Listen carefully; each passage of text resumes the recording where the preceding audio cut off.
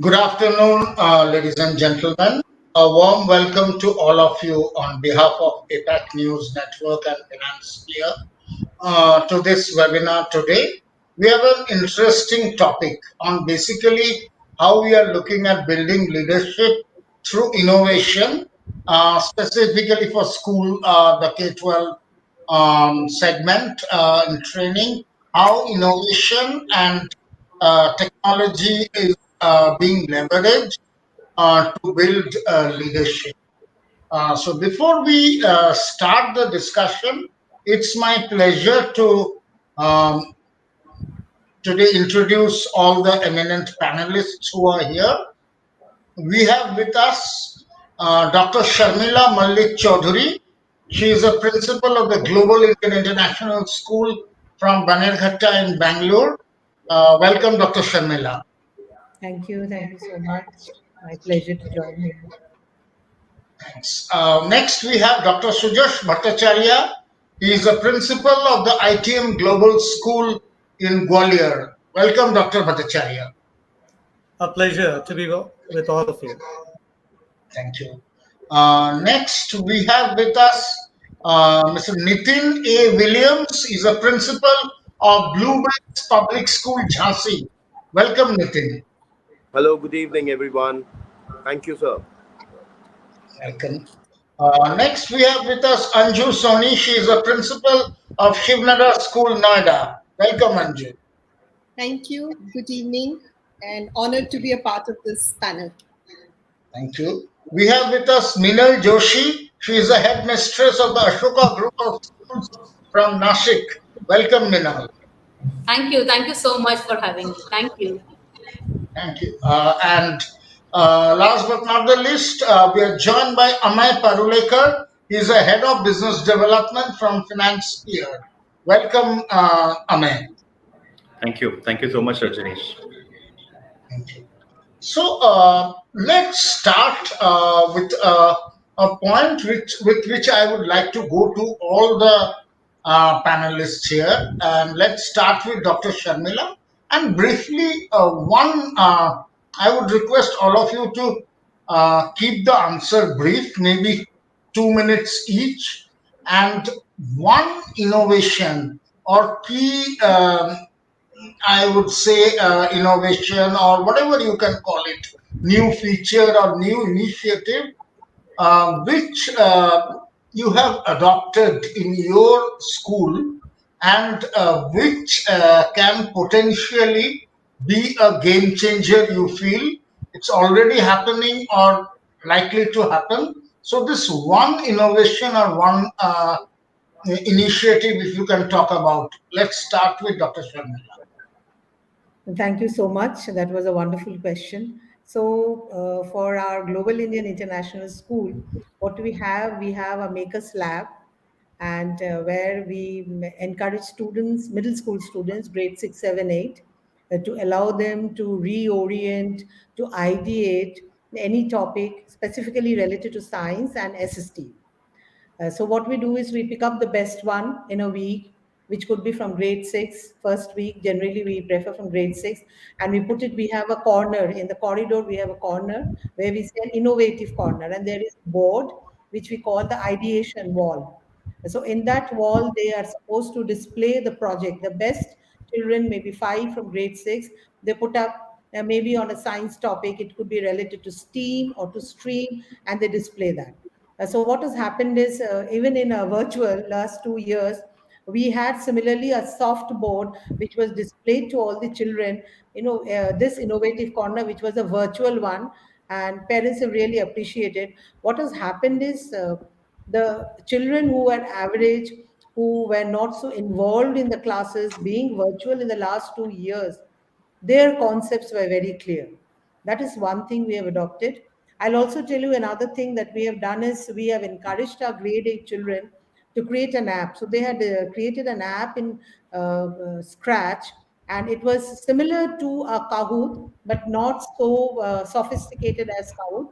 It was only given to their class children to participate, where every child, were given different question banks. A question bank was given. So everybody was, they were prepared to get the highest marks. So what before it is taught in the class. So what helped us is first to find out how much they know, and after it is little taught in the class, there was a project in that same app which the children have developed. They have to, this is from grade 5 we have done. They had to answer those questions through a project where, majority participated, and their concepts are very clear. So many parents appreciated the involvement of the children, which was very important, and their concepts became very clear. So now these physically schools are starting from tomorrow. In Bangalore, it is in June. So we will continue the same. So we have just renovated our makers lab. We have, made that same ideation wall. It is a new wall where, every week middle school children, the best 5 projects has to put up. And of course, the others gets to learn from there. So this is what we have carried out in our school. Great, great to know. It's basically, I might say, a step towards experiential learning. We talk a lot about experiential learning, but this is one concrete step maybe towards that. Yes. Dr. Sudesh, I'll come to you next. Again, the same question. The innovation that you have adopted and which you feel can be a game changer. A very good evening to all. Actually, we had been brainstorming over the last past 1 year as to what will actually initiate an element of curiosity and towards conceptual learning in our students. So we thought that right at the beginning of the year, we would ask them to have a very quick glance at the various topics that they have in their curriculum, and then along with their teachers, come on board and decide about common themes and common concepts, leading to an interdisciplinary approach. And this has really, excited the students, fired them up, and they have come up with, brilliant ways to interconnect the various, disciplines together. And this has also allowed them to find out how the concepts are actually related to each other.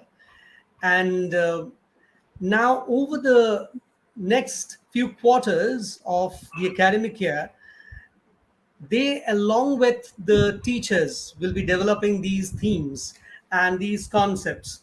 So I'm sure it would lead to a lot of interesting time spent in the classroom, because the initiative is coming from the students.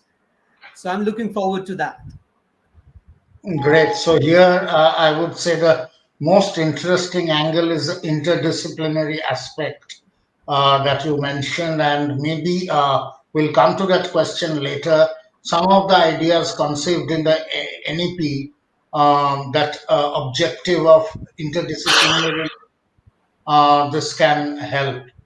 Nitin, I'll come to you next. Again, the same question, the innovation or initiative that you would like to highlight.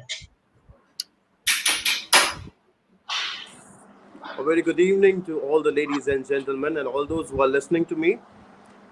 Um, a wonderful day and wonderful way of expression that what are we doing in this time and what we have done, so that there should be innovation. What as a school we have started doing is that we have made all our students to be into a living organism. That means we are taking them with more and more of practicals. All the live classes which are being conducted up, they are being taken care by the teachers, and then practically they bring them out of the classes. No doubt immense heat in Jhansi, Uttar Pradesh, but then of course we have got shady areas where we have got shades of trees. So we try to bring them to a natural resources where they can understand, where they can see things. And see, ultimately we are looking forward that whatever the small changes we used to have, now they should be converted up into the large change areas. And this is what me as well as my wife, she is the principal of CBC section and I'm principal of ICC section. In both our schools, we have done the same thing, and we are trying to bring out more and more of children that they should approach the teachers, and along with the teachers, even they should be able to approach the principal so that they can open out their heart and then open out their mind, and they can do extremely well throughout the coming session. That is what we have started. Thank you. Okay. So, another interesting angle about each of the student opening up. That's really interesting, and maybe would like to elaborate on that. Anju, next I'll come to you again. What is the innovation that you would like to highlight done at Shivnagar School? So thank you for that question, Rajneesh, and thank you to my co-panelists for sharing such wonderful things that they're doing at their school. There is so much to learn. But what comes to my mind is design thinking, because I think the last 2 years, if I were to talk about it specifically, I think the last 2 years brought forth very, very clearly that design thinking is the need of the hour. And well, there are many examples that I can share, but since the restriction is sharing of one example, what I would like to share about is something that is known as Capstone at the Shivnadar School, Noida. This is a year-long project undertaken by children, which we started way back in 2014. And this is specifically taken up by the grade 10 students. So what they basically do is they identify a real social problem, and by integrating IT with other subject areas, they look at finding a solution to a real life problem, and in a creative manner. And if I have the time, Rajneesh, if I can briefly share maybe about one of these projects, do I? May I? Sure, please go ahead. So one of these projects, which is very dear, I mean, to be very honest and fair to the students, I think each project is better than the other one. That's what we've seen over the last 8 years. But I think one of the projects, which is the most recent project, in which I think is very, very noble, is the students of grade 10, they've developed an app by the name, they've developed an app where you would have seen senior citizens sometimes, because of various ailments, their hands tremor. And, it's a little difficult for the elderly to be able to have a solid grip, and eating food, something as simple as having food, also becomes a challenge. So they've developed an app which helps reduce this tremor in the hand. So of course, it's still very nascent and it's still in the very initial stages. But this is one of the innovations I would like to share at the moment. Over to you, Rajesh. Thank you. Oh, that's really, it's not just, I'll say, good for a social cause, but kudos to the students, school students who have developed such an app. Really great to know. Minal, I'll come to you next about the initiative in your school. Yeah, thank you so much. It's beautiful question. We all are, and I'm enjoying the answers, the replies, the practices which are happening in other schools. Definitely, we all can learn from each other and implement few of the practices. The very first thing which I would like to share is the math lab, which we have. We have all subject labs here. So the lab concept is itself is very innovative. So we have different demonstrations, different practices, and everything going on in the labs, the subject labs, say it be English, say it be math, physics, and the students explore, they learn. This is what happening at the basic level or the primary section. The second highlight, which I feel is very important and very near to my heart, I would say, is the magic of happiness curriculum, which is an in-house development. So when I talk about this magic of happiness, we all know we've gone through, I'll say, difficult, tough times, or how do you name it, during the Corona period. We've lost our near dear ones, and a lot has happened. I don't want to go to that phase, but yes, here during this phase, when we were running this program, this is an in-house development under the guidance of our chairman, Honorable Ashokji Kataria. He was of the opinion that first the child has to be happy. If the child is happy, everything is going to be in place, things are going to happen.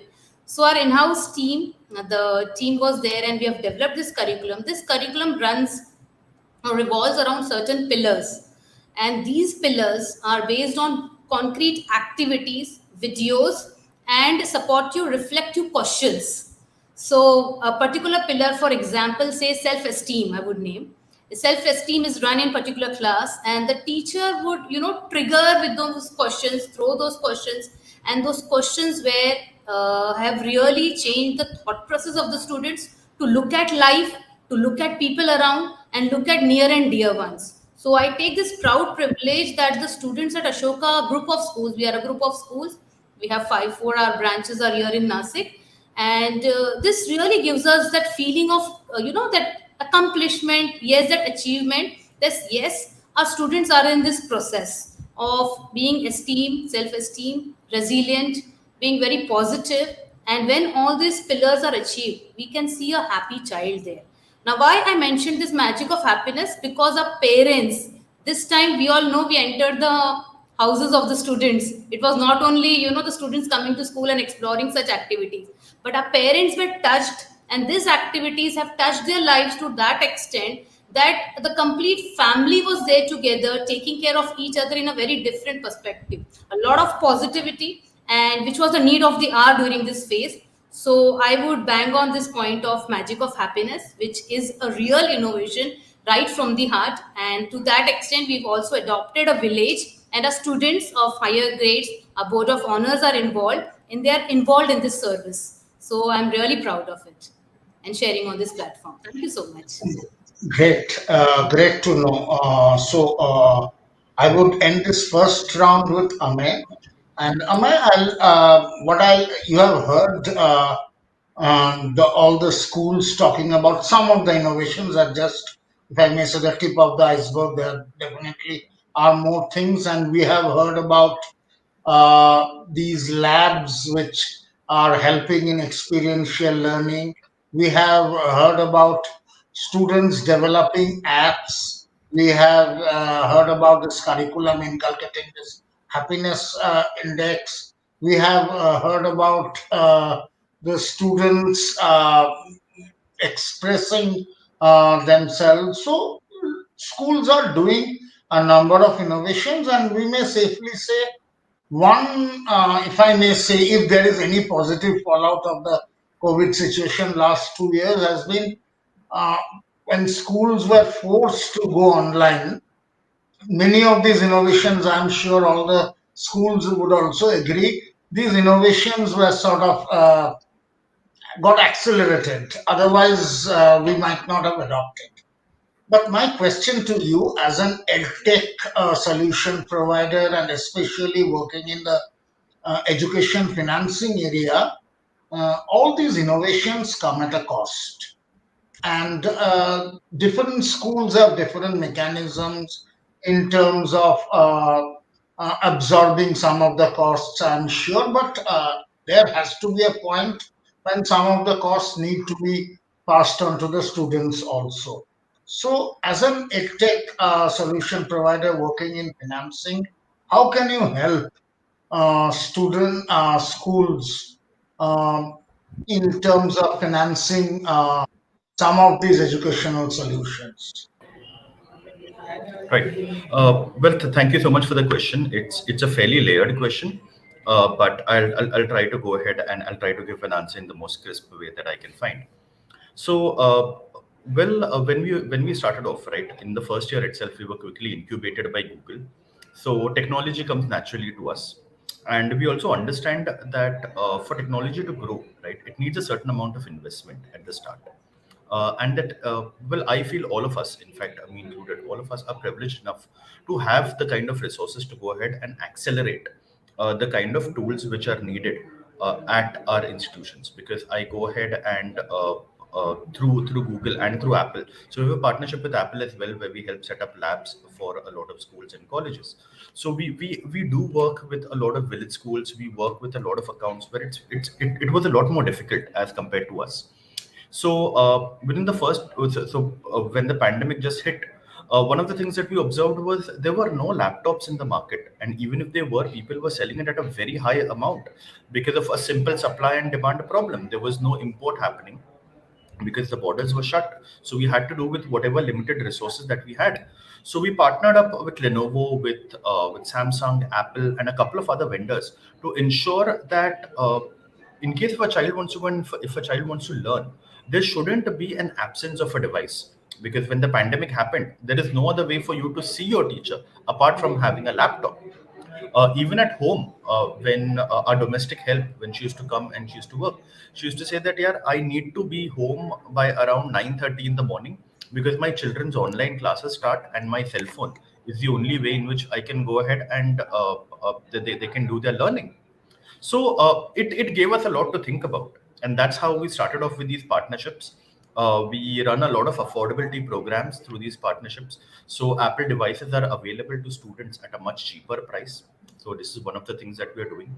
And along with that, during the pandemic, I think a lot of institutions actually realized that having a finance partner by their side is very important, because even though a lot of people can go ahead and maybe can pay a fee of up to 50,000 to a lakh, still they find it a lot better and a bit of a cushion if they can go if they can pay that same fee in the form of easy monthly installments. So and the institution getting the entire amount upfront on day one kind of helped them a lot, because the accounts that we were working with, a lot of boarding schools, they didn't have children coming in, but just because the fee was paid by us to these institutions on day one, they had the working capital to ensure that the teachers are getting paid during the entire pandemic. I'm sure we have all heard of stories which were nightmares where faculty and staff were laid off. They weren't paid for around 6 to 8 months. So having that seed capital, having that working capital ready in your hand, that's a value which a lot of schools learned, some in a very positive way, some not so positive. So I think the awareness of finance has kind of increased during the pandemic. And yep, in case if anybody needs financial support, a lot of companies like us included, we're always there to help them with it. Sure. Thank you. Maybe we can talk about this later. I'll come back to the all the schools again, and my next question is another very important area, especially most of the innovations that you talked about.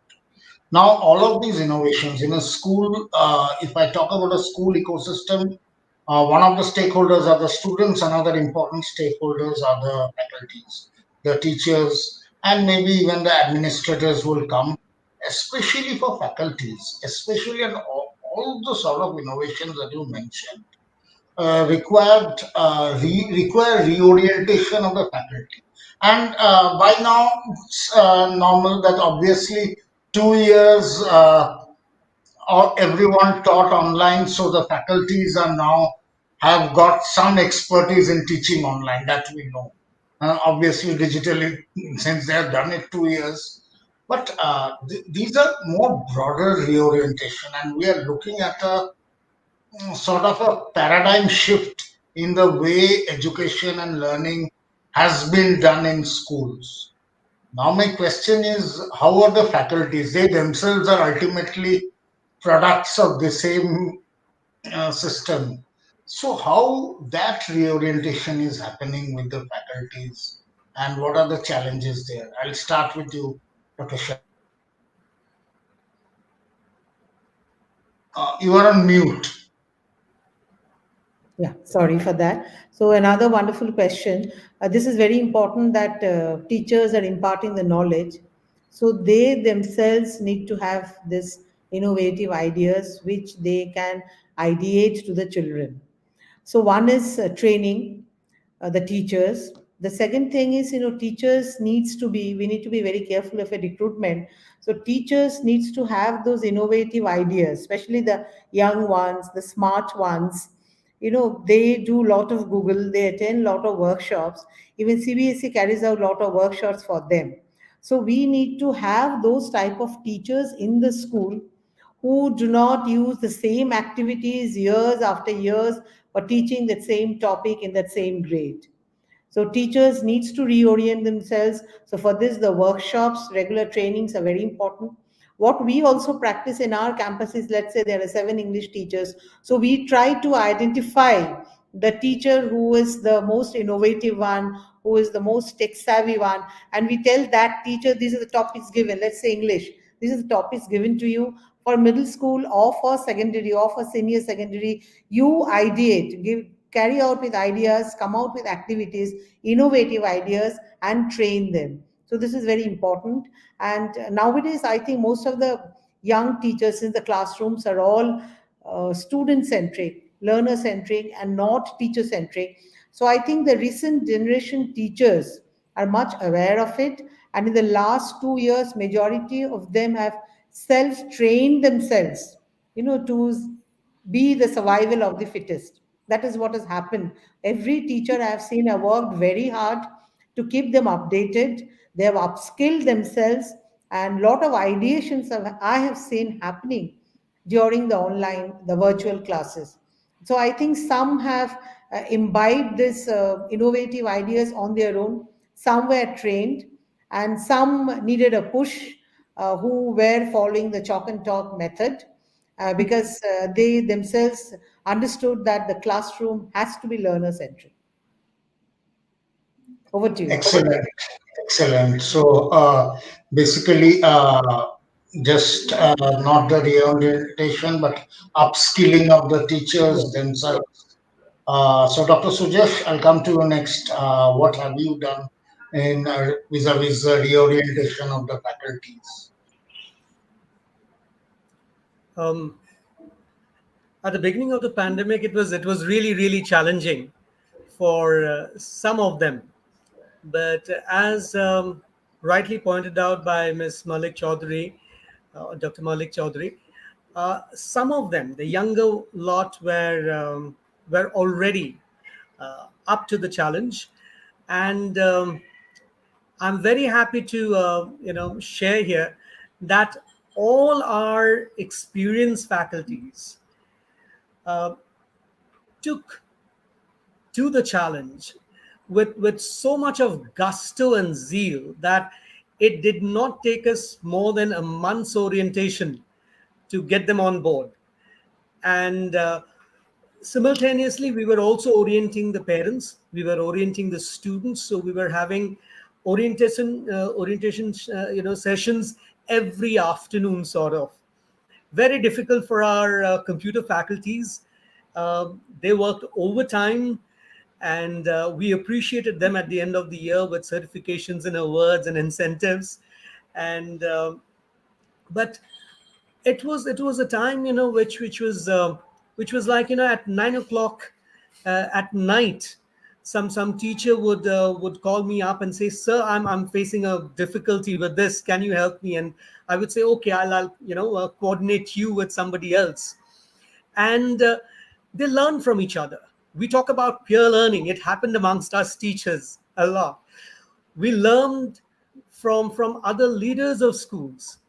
We I mean, I often talk to several of my peers, leaders of other schools, and they would share their ideas, I would share mine, and we were all trying to improve our learning management systems. And we were discussing with each other, what are the things that you are bringing into your LMS, what are the things I can put into mine. And that way we grew, all of us grew. And we learned things which might have, it might be that it would have taken us a few more years to learn. So very quick things happened, and we kept on learning throughout the year. So it was two brilliant years of learning experience, and to interact more with the parents also, because we would only invite them during the parents teachers meets twice or thrice a year. But with this technology at service, I think the the intimacy with the parents increased. So all the stakeholders, I think, they came together, all the pillars which make up a school, they came together. And yes, the students have lost certain things, because I mean, physical ways of educating children uh, are always more effective. But we had been able to impart at least 75 to 80% of what we had set out to impart. And that's quite a matter of happiness for all of us. Okay, thank you. Nitin, next coming to you about the teachers and the faculties, how was the reorientation done in Blueberries? Thank you so much, sir. I would like to say that our country is blessed with wonderful teachers.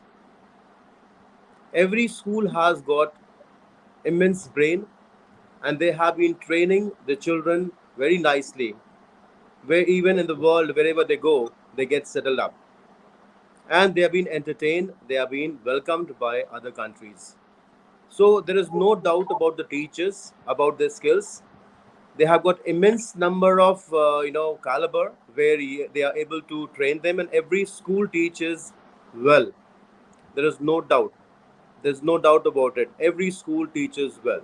And no doubt the teachers have worked very hard during this pandemic time also. And see, I tell you, the basic problem right now is not with the teachers or with the students, but it is with the management. The management of how the education can be taken. Now, see, when the children are facing a lot of problems, they were facing a lot of problems in 2 years. They were not able to get connected with the teachers or with their friends. So their skills have gone down.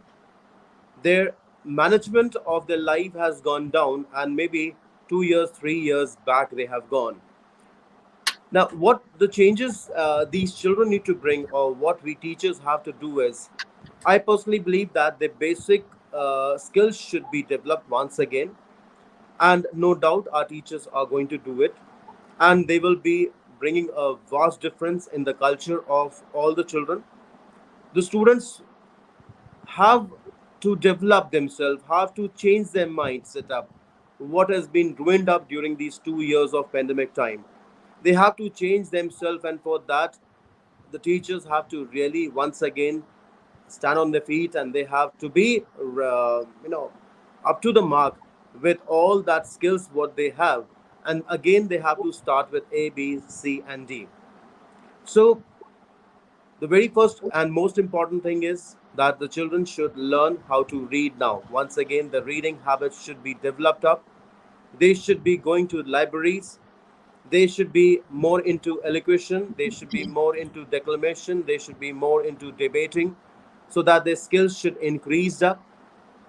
And then you will be able to see that mentally, physically, and spiritually, when you will deal with them, they will bring a vast difference in the culture, and even the habit what they used to have before of scoring better, they will be far better if they become more active in the field, more active in their mental status, more active in their, even in their spiritual, even in their music, even in their games classes, or maybe any of the co-curricular activities.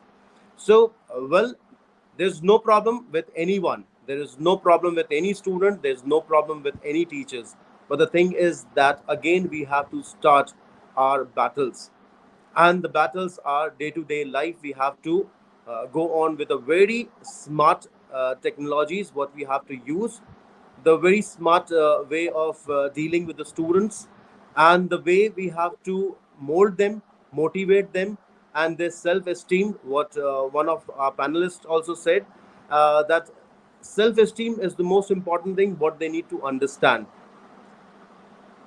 Thank you. Welcome. Very succinctly and nicely put. I will next come to Anju, and I'll just tweak the question a little bit. Faculties we are talking about, and Nitin mentioned one point was about scoring. So my question is the assessment pattern that has also to change fundamentally, and how the faculties are reorienting themselves to change that assessment pattern. So what has been your experience? Very true, Rajesh. I think we have to start backwards from there, from the assessment. But just to I'll just take this in two parts. I think the first part of the question was that how do we look at helping the faculty create a different mindset and work towards innovation. What I feel and what my experience has been that the ownership of each and every stakeholder is very important. It is not just about the teacher and the student. It's a community. It's about the parent body. It's about the senior leadership. I think someone mentioned that also here earlier. So it's everyone in it together. And I think what has helped us specifically at Sharmila School is the fact that we believe in something which is the distributed leadership structure. And the biggest example that I can give you of that is the Teaching Learning Council, as we call it here at the school, which has a representative from every department of the school, right? From the principal to someone who's looking after transport also. Because it's not only about inside the classroom. What happens inside the classroom, there is an enabling function around it. Otherwise, it will become difficult. And I think for that, what is important is not just professional development and upskilling for the teachers to do. What is important is also that the structures, like the timetable, the infrastructure, all that also is looked upon and worked upon on it simultaneously. Because as an educator, I can go attend a workshop and come back. But if I don't have the required tools to deliver what I have learned and help create an experience for my student, I think my attending a workshop is futile. So I think the structures around are also equally important.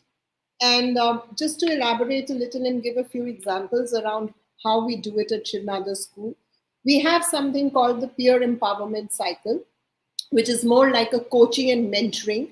And I think I can say that, well, there's no right and wrong, but what I can say is that the way education was looked at maybe 50 years from now, there used to be something called as the class observation for every teacher.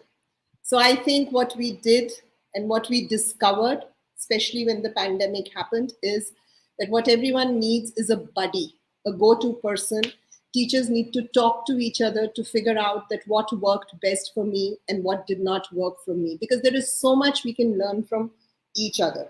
So the peer empowerment cycle that I'm talking about, it's a coaching and mentoring program where we have a mentor assigned to every teacher who discusses the lesson plan with the teacher before the teacher steps into the class, who helps the teacher think and bring in innovation in it so that there is accountability built into it. And if I can give an example around it, I'm sure all of us have heard of the chapter called Kahani Palampurki in grade 9 social science subject. So what we did for this here is, how we did it differently is, we brought in process drama. So the drama teacher and the social science teacher sat together to see how can we take this to our children. So we used process drama as an example to introduce this economic concept in a political science class.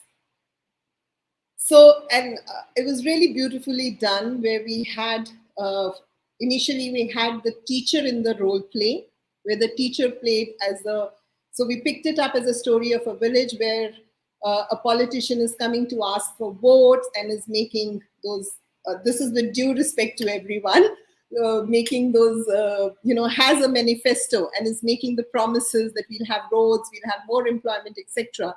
So first we started with that, and from there, then the children took into role, and the entire class was led by the students. Another interesting thing that we discovered during the pandemic, which is why I keep referring to the pandemic, is because I think, like Dr. Bhattacharya said, if I'm not mistaken, the pandemic just accelerated everything. We've all been wanting to do this, but I think the pandemic just accelerated the rate. So another thing we picked up was, another thing we realized was that there has to be a constant need for for the teacher to build on her or his own capacity. So what we discovered was something that we call Teachflix, which is derived from Netflix, literally derived from Netflix. This is a platform, a digital platform, which we are using for professional development continuously, utilizing our in-house talent. Like Dr. Malik said, that there are the younger generation who's born into this world of technology now, are so good at it, how to navigate around Google or other digital tools like a Padlet or Kahoot and various other things. So I think constantly upgrading your skills as an educator and developing a well-defined school development plan is what helps in bringing about that innovation that a teacher needs to bring to the class. Now coming to the second part, which is the assessment bit. So when my pedagogy and my delivery of the lesson is changing, automatically there is a need to change the assessment. And also the way I look at it, the need is to change the assessment for everything else to fall in place. Because let's be honest, at the end of it, there is an assessment to be taken, right? So having said that, and also like what we have seen with the NEP coming in and with the certain changes that the Central Board of Secondary Education has brought in because of the pandemic, I think assessment needs to move away from grades and marks. And what we have discovered is that a personal project, personalized learning path, it's not easy. I'm not saying that we are perfect and we have answers to all the problems. We are also figuring out, like all of us here. But I think the personalized learning pathways are very important. Putting the student, like Dr. Malik said, putting the student at the center to see what is the learning objective or what is the learning trajectory of the student is very important. And capstone happens to be one of those, which I shared about earlier, happens to be one of those personal projects that as children take up in grade 10. And this goes across the school, creating, I think, creating integration. Something that we have here at Shivnadar School is Funkar. Initially, when we start, we are a young school, 10-year-old school. And initially, when we started way back in 2012, we started with something known as a Funkar Week. The word Funkar being derived from the Hindi word Funkar, meaning artist, and karke fun, Funkar, do and have fun, enjoy while you're doing. So I think somewhere we started from there, and we started with a week-long integration with arts and the other subjects, but now it has been embedded completely in our day-to-day lesson plans. And just going back to the last 2 years, again, there was a time when everybody was in a really challenging situation, wherein we did not have probably enough teachers to take classes. Probably parents were also not well, and the child was the only one. So how do we teach? So empowering and building not just on the teacher agency, but also on the student agency. Empowering the eldest children, the senior students to take classes of the younger ones. Earlier, someone had talked about peer learning. So peer learning need not only be in the same grade. It can be the senior student, a grade 12 student, teaching grade 11 or a grade 10 student. So I think that is what the way forward is. An assessment, what is assessment? That's my personal thing. What am I assessing the child about? How do I define the child with a 90 marks if his or her skills to read, write, and his skills to be out there in the world and deal with the real problems are not there? I think the future of the education is looking at building the 21st century skills for our children, because they are, when they step out of school, they're stepping out into a world which is very dynamic, which is very uncertain, Exactly. which is ever evolving. So, of course, I'm sure we'll get there. And now with the NEP, I think what NEP stresses upon the holistic experiential learning, I'm sure the policy interventions will support the schools in bringing about this change in the structured assessment as we have. I hope Sure. that answers your question. Uh, uh, and NEP would like to take up in the next round. Uh, Very interesting point. Only my one concern about the personalized pathways, considering our population and even the population of students in each school, it will be a logistical nightmare to really I embark on a completely personalized. agree with that. But I think it's a drop in the ocean what we are trying to do, probably. But I am very confident and very positive, I would say, about the fact that with the kind of educators we have across the country, the passionate educators that we have, and with the government bringing in whatever little change, we will get there. Of course, there are miles before we sleep, but I'm certain we will get there. Definitely. The NEP part will take on. Minal, I'll come to you next on the faculties and the assessment part, how that reorientation has happened. Stories, stories, and stories. We all have amazing stories during this pandemic. And as heads, we have seen lot many things happening around us, around the teachers, the team, the students, and the parents. But again, the key word was community. People coming together, supporting each other, being there for each other. As Dr. Bhattacharya very rightly mentioned that the teachers used to call at 9, at 10, and they were in that situation. So the peer learning concept, I'll come with the key words like peer learning has really helped. Our IT people have really, to what extent they have supported the team is extraordinary. Even our management, as Mr. William very rightly mentioned, even management support was very, very important. So our management was very much there for the teachers. Just a call and things were arranged, things were discussed, and quick decisions were taken. If a teacher used to come up with certain area, certain idea or a thought process, they used to discuss, brainstorm, and we as heads used to discuss further with our heads, and the decision was taken. So that really motivated the teachers. Yes, if we are coming up with something extraordinary, our heads are there, our team is there, our management is there to support. And the peer learning, again, team teaching, yes, that was very interesting. So two teachers, because we all know that whether you can see me, am I visible, am I audible, we were just listening to these words.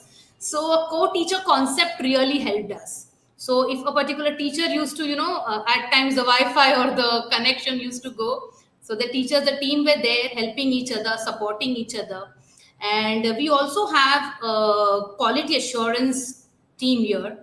So on this platform, I would really like to appreciate all our heads, the heads of the group of schools and our quality assurance team, who is always there. They were there to have those checkpoints, which particular teacher needs support in which area. Because I'll be little upfront, few of the teachers were also not very techno savvy. We all know that, and there was a little hesitance as well, whether I'll be, accommodated, whether this thing will be taken care, because this came as a threat to many of us. Few were really enjoying the young generation and this chubbly bubbly girls, and sir, they were like, oh wow, something interesting is going to happen. At the same time, there are few members who were a little, they were in that zone, whether to share, whether to ask for help, whether to, go for it or not. So that thing was very much taken care at Ashoka Group of Schools. Each team member was handled with lot of patience, lot of love, lot of care.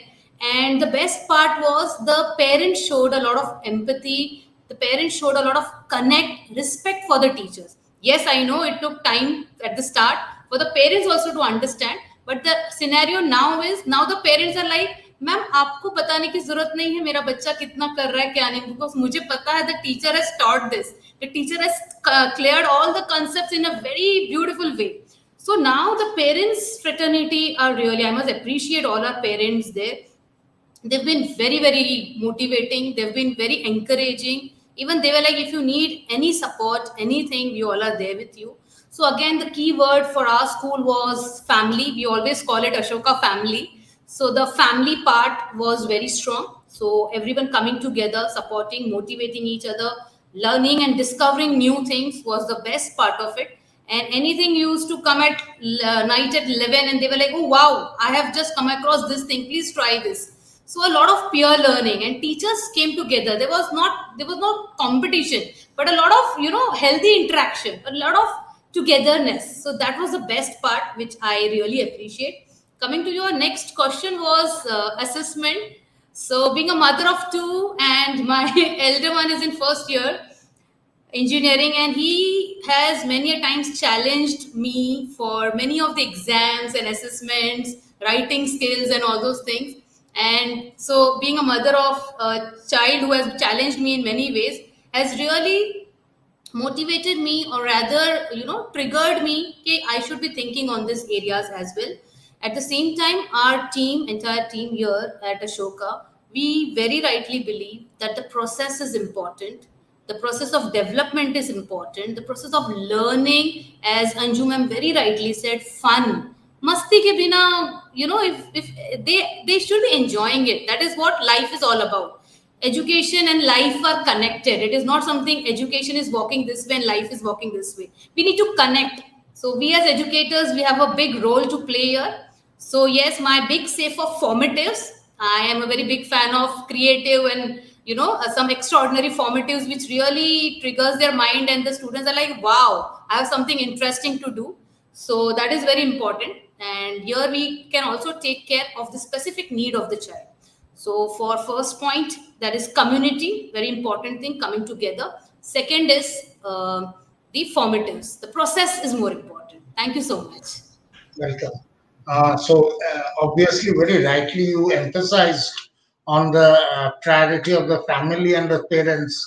When the entire teaching last couple of years, students were doing from home, the role of the parents and the family was imperative. After coming to Amay, I will my next round. I won't go to specific panelist, but on we would like to focus on NEP in the next round, and that will be the question, and I'll keep it open to all the panelists. So before that, Amay, we'll conclude this round with you as an edtech solution provider. You have heard about the role of the different stakeholders, teachers, even the parents, and obviously the students, the educators. Uh, what if now we can include even the edtech solution providers the way it happened in the last couple of years as part of this ecosystem? So, how can you help the schools around this time? Okay. So, well, firstly, I believe most of the schools have figured their way around, right, on how they can go ahead and like I believe some of the panelists spoke about having an ERP solution, about having an LMS module specifically curated for the school. In fact, a lot of them have gone ahead and they've built it from scratch, which is highly commendable. So, us being an edtech startup, I feel we have more of the responsibility as compared to a lot of others. Also, we have access to certain amount of fund, which probably a lot of others would not really have at this point. Like just around 3 weeks back, we were all over the news because we raised 31 million from the industry. So, what happens here is how raising this 31 million is not really the question. The question is how you're going to go and how you're going to implement it for the betterment of education in the country. So what we started off with was we ensured that whichever institution whether we are working with, we give them a free ERP, a free LMS software. No questions about that. Along with that, we also realized that education is blended learning is the way to go. If you need to be relevant in the education industry anymore, you need to have a blended learning model. So for that, what we've gone ahead is we've ensured that whatever fees that a child is paying to an institution, 10% of that fees goes back into the child's account, which they can use for education of any sort. So we have our own portal called Finance Peer Education, or Ed Infinity as we call it. So you can go to Ed Infinity, and whatever fees that you paid, 10% of that is going to come back into your account, which you can use to upskill yourself. You can use it for anything, right from a course from upgrad to learning coding from White Hat Junior, or any of the great teachers that we have around right now. So, well, these are a couple of steps which are highly appreciated by the industry as well, because we've realized that these are some pain points that were there, and we're trying to address as many as we can. So, that is one. Along with that, of course, we are going ahead. We are providing devices with zero interest at the lowest prices in the market, simply because we are a part of the affordability program. So, if any of the children need a laptop, need a desktop, they can go. They can pay in the form of EMIs of around 2,500, and they can take home a learning device right away. So that's also something which we've made accessible. Along with this, we've also launched something called called a student card. So that works like an ID card for the child. We give it away again free of cost to all of the schools where we're working in. It works as a great ID card with your school's logo and everything that you want on it. Plus, a child can also use it to make purchases in the ecosystem of a school, or some of the institutions, or some of the places around the school, which the parents can control. So they don't really need to give the child money anymore. So, a lot of people today are worried about, if we do give cash to the child, you don't know where it is going to be used. So, this is a card which can be completely controlled by the parents. The child will have a financial freedom to use it wherever they want, but under the supervision of the parent. So, this is also something that we have opened up for all of the schools, and this is something that we have evolved. Like when you introduced us, right, you did introduce us as a financing company, which we were until around 3 years back. But after the pandemic, what we really realized is, it is not just going ahead and giving away financial solutions to a school. There is more to be done. There is a lot more which can be done. Like in Jaipur, we are working with some schools. We're doing a lot of workshops wherein we are bringing in Google, we are bringing in Apple, and we are doing free of charge workshops for the children, where the stalwarts from the industry can go ahead and teach a child about how to be an entrepreneur, how to go, how to do machine learning, how to do coding, a lot of these. So, well, we are evolving with every passing day, with every passing quarter, and we are hoping that this will keep happening. Probably by the end of the year, next year, we'll be doing a lot more interesting things as the education institutions demand. So, yes, that's a little bit from us. And like I said, we would want to hear from you, because only when we hear needs from an education institution, we can come up with these innovations and these solutions. Thank you. Sure. Thanks, Amit. Thanks for a lot of these. I also was not aware of.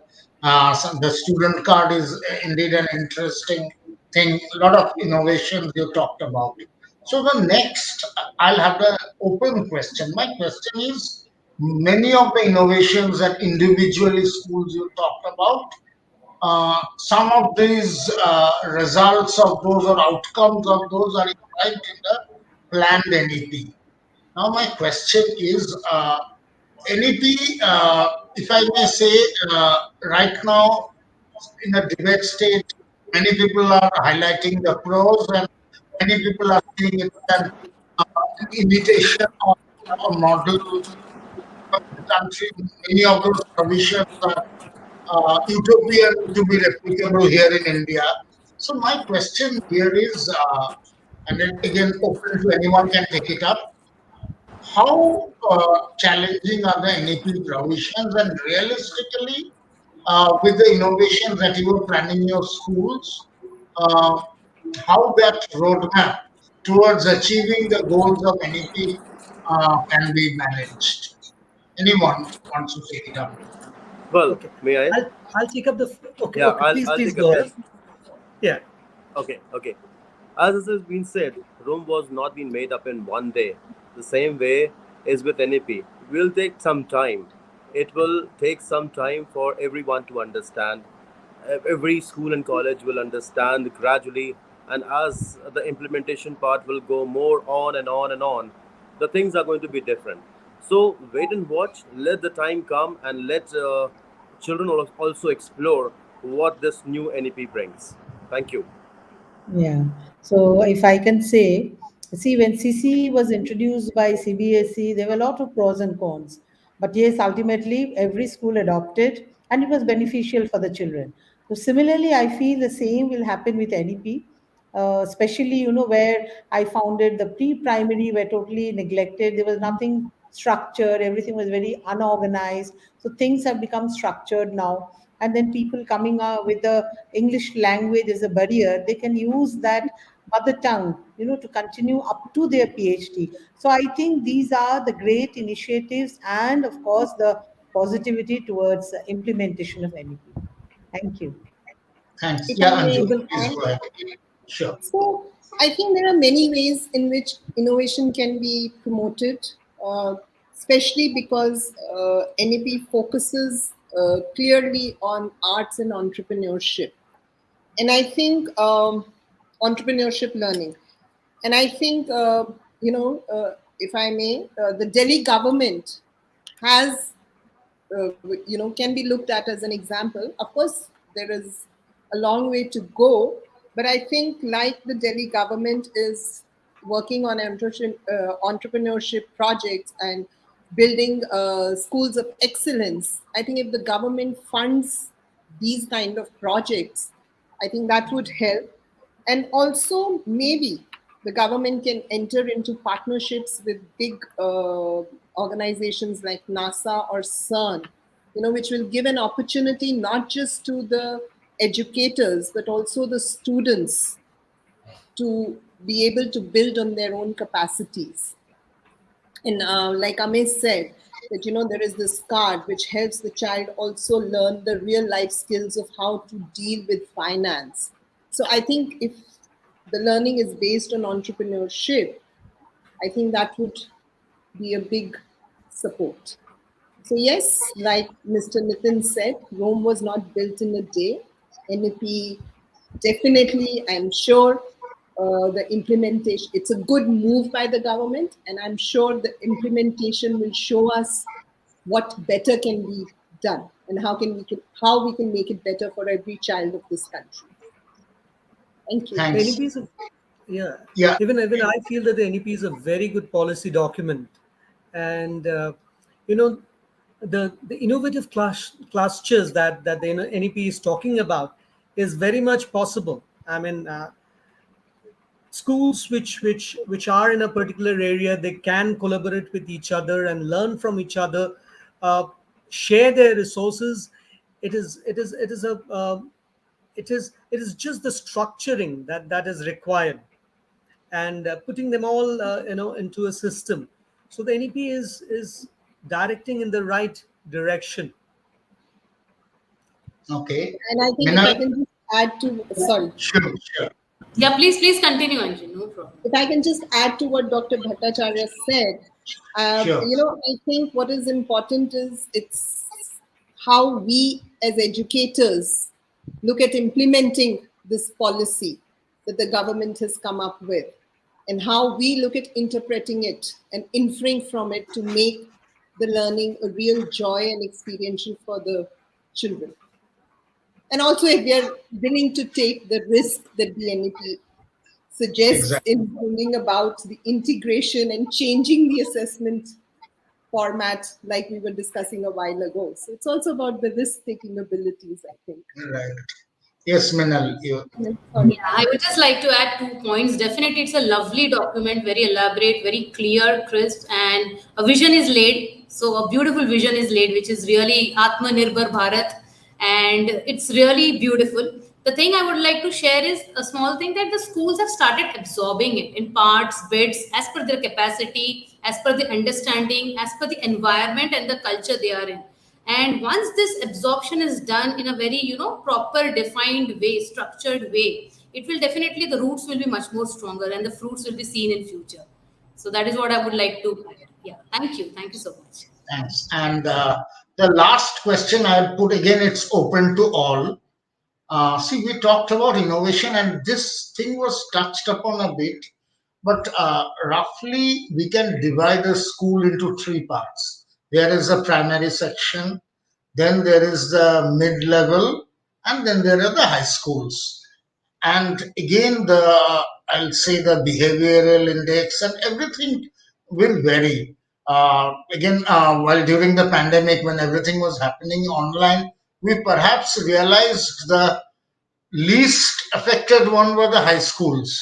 They can still manage, their maturity level is higher. But primary schools and to an extent the mid school, there the school is not just education, if I may say. It's ultimately the character building, and ultimately what the human being will finally be like is inculcated at that time. So, how much of these innovations we are talking about? And if we roughly divide the school into these three parts, how is the impact of that innovation on these three? May I Open to anyone. Sure, please go ahead. start? So I just want to share, while we've been discussing all this, I am reminded of this one book, which I'm sure all of you would have at some point referred to. Peter Senge's book, Schools That Learn.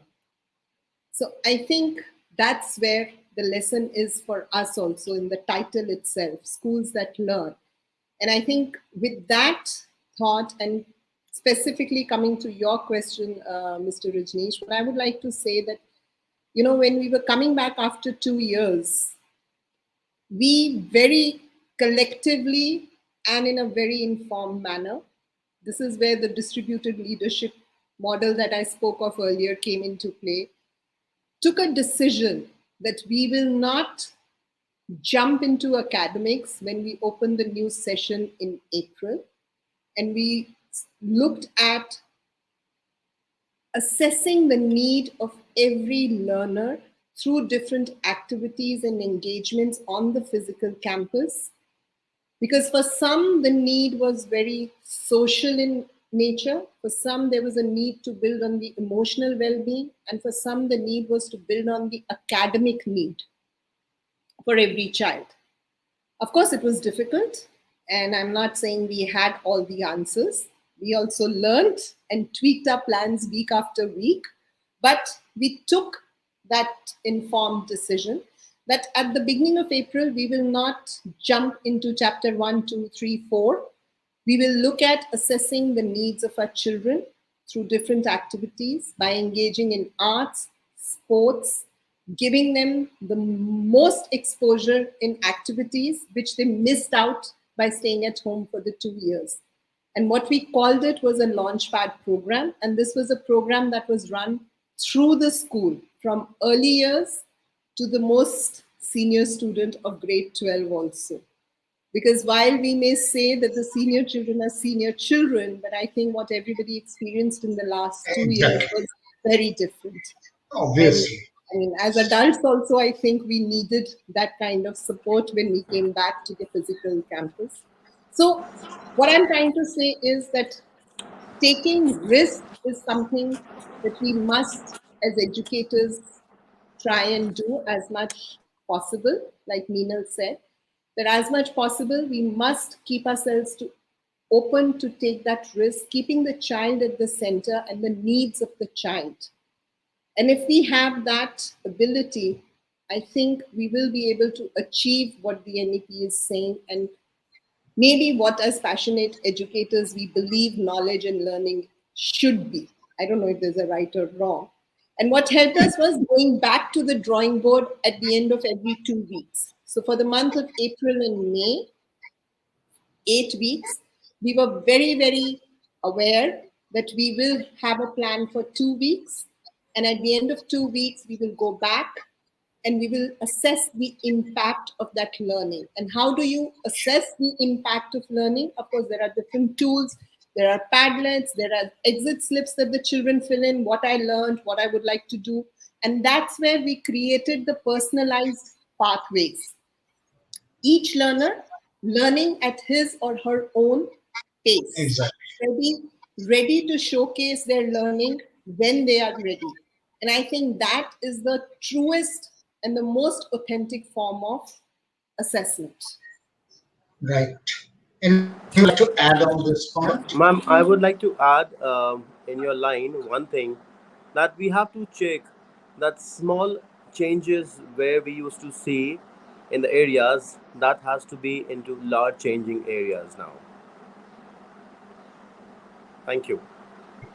Exactly. Absolutely. Yes, anyone else?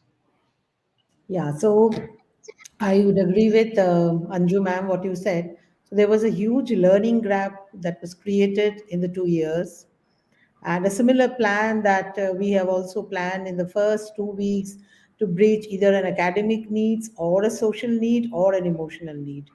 So we have also designed a customized curriculum, and there is a form that we have devised when every children will specify what I have not learned and what is my expectation, what I need to learn, and what my peer knows and I do not know. And so we will go back 2 weeks back and we will reassess. So I think we will take a month to bridge the landing gap of 2 years. So we are taking a risk because, for middle school and high school, it is difficult. 1 month goes in that and then finishing the curriculum. But I think that's the need of the hour. Thank We you. did I think, something very similar. We sorry. allowed all our students from middle school onwards to decide what Hmm. activity or what particular area of or what particular subject area they would like to learn.